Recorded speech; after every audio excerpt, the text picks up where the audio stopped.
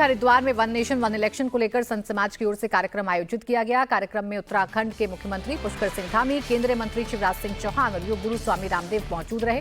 इस कार्यक्रम में योग गुरु स्वामी रामदेव ने वन नेशन वन इलेक्शन का समर्थन किया। स्वामी रामदेव ने कहा, वन नेशन वन इलेक्शन देश के हित में है। विकसित भारत बनाने के लिए वन नेशन वन इलेक्शन जरूरी है। शिक्षा में सुधार के लिए वन नेशन वन इलेक्शन जरूरी है। इसके अलावा स्वामी रामदेव ने वंदे मातरम के विरोध करने वालों को भी नसीहत दी। उन्होंने कहा, वंदे मातरम को देवी देवताओं और धर्म से जोड़ना गलत है। वंदे मातरम मां की उपासना है।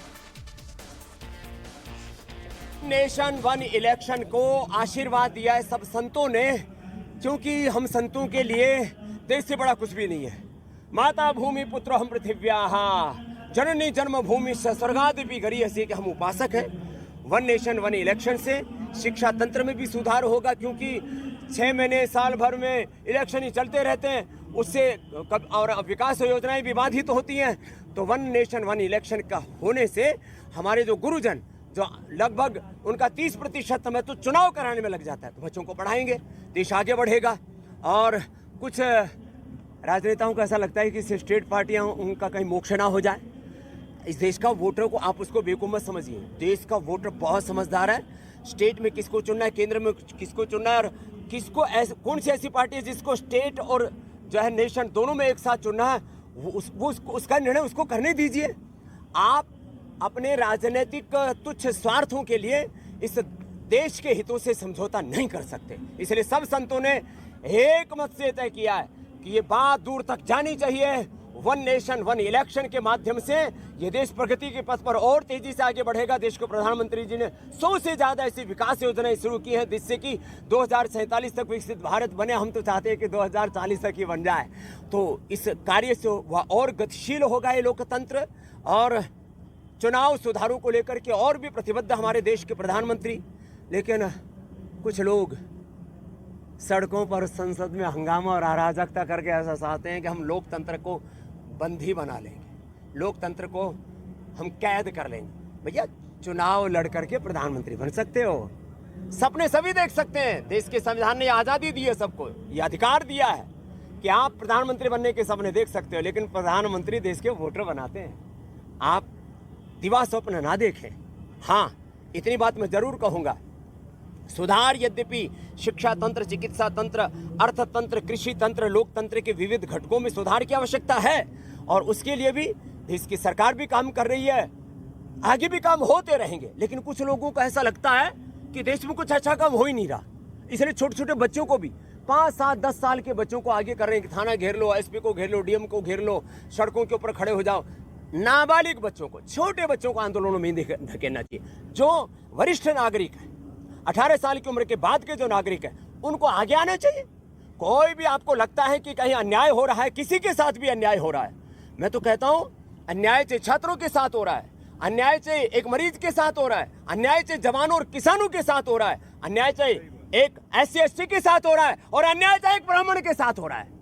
आज SC/ST का कोई अपमान करे तो सब लोकतंत्र की, संविधान की दुहाई देने लगते हैं कि ये तो संविधान के खिलाफ है। SC/ST का अपमान यदि संविधान के खिलाफ है, तो एक ब्राह्मण का अपमान भी संविधान के खिलाफ है। कुछ लोग ब्राह्मणों को गाली देने में लगे कि देश में तो लोकतंत्र चल ही नहीं रहा, ब्राह्मण तंत्र चल रहा है, बढ़िया तंत्र चल रहा है। ऐसी बातें बोलना भी ये संविधान और देश के लोकतंत्र के खिलाफ है, और ऐसा नहीं होना चाहिए। न तो SC/ST को गाली दो, न क्षत्रिय को, न वैश्य को, न शूद्र को, न ब्राह्मण को, और न सन्यासी को। सन्यासी को गाली देना आजकल एक नया फैशन हो गया। और आपस में समाज में ऐसे भेद की दीवारें खड़ी कर दी हैं, एक दूसरे को एक दूसरे के साथ लड़ाना चाहते हैं। ऐसा नहीं होने देंगे हम। हमने ठाना है कि हम भारत को दुनिया का श्रेष्ठतम देश बनाएंगे, भारत की करेंसी को दुनिया की श्रेष्ठतम करेंसी, भारत की शिक्षा चिकित्सा व्यवस्था को दुनिया की श्रेष्ठतम शिक्षा चिकित्सा व्यवस्था। इसलिए मैंने कहा, one nation one election, one nation one education system. Dhami ji ने अच्छा किया, यहाँ पर समान नागरिक संहिता यहाँ पर लागू करवाई, मदरसा बोर्ड बंद कराया, एक जैसी शिक्षा, एक जैसी चिकित्सा, एक जैसे संवैधानिक अधिकार देश के सब नागरिकों के हैं। इस दिशा में बड़ा कार्य हुआ। तो ऐसे कार्यों की अनुशंसा होनी चाहिए। और मैं कह रहा था, जब देश आगे बढ़ेगा तो देश की करेंसी दुनिया की श्रेष्ठतम करेंसी होगी। भारत का पासपोर्ट इतना मजबूत होगा कि हमें 150 देशों 200 में जाने के लिए वीजा लेने की जरूरत नहीं पड़ेगी। ऐसा देश हम सबको मिलकर के बनाना पड़ेगा। तो मैं अपेक्षा करता हूं कि जो भी भारत से प्रेम करते हैं, वो इस विषय का विरोध नहीं कर सकते। एक बात वंदे मातरम के भी संदर्भ में मैं भी बोल रहा था, कुछ लोग संस्कृत पढ़े नहीं है, वो कहते हैं ये वंदे मातरम में तो कोई दुर्गा की कोई और किसी मंदिर की कोई मठ की पूजा कर रहा है। हम भारत माता को ही कह रहे, वही दुर्गा है, वही लक्ष्मी है, वही हमारे लिए धर्म है, वही विद्या है, वही हमारा मंदिर है, वही हमारे 10 प्रहारों को धारण करने वाली है, वही हमारे लिए अप्रतिम है, वही हमारी इष्ट है, अभिष्ट है। तो जो लोग इस वंदे मातरम में देवी देवता मठ मंदिर इसको देख रहे हैं, मुझे लगता है वो संस्कृत से और संस्कृति से अनभिज्ञ हैं। उनको थोड़ी संस्कृत पढ़ लेनी चाहिए और थोड़ा उनको बोध होना चाहिए कि हमने भारत माता को सारी उपमाएं दी। हम मेरा मठ, मेरा मंदिर, मेरी पूजा, मेरा कर्तव्य, मेरा मंतव्य, मेरा गंतव्य, मेरा धर्म, मेरा सर्वस्व मेरी भारत माता है। ये वंदे मातरम का अर्थ है। अब उसको लोग ना समझ करके, अरे भारत मेरी विद्या है, तुम ही विद्या, तुम ही धर्म, तुम ही हृदय, तुम ही मर्म, तुम्हार प्रतिमा घड़ी मंदिर है, तो सब कुछ जब हमारी वाणी विद्या दायिनी माँ तुम ही हो, तो हमने वहाँ कोई सरस्वती की उपासना नहीं की, कोई दुर्गा की उपासना नहीं की है।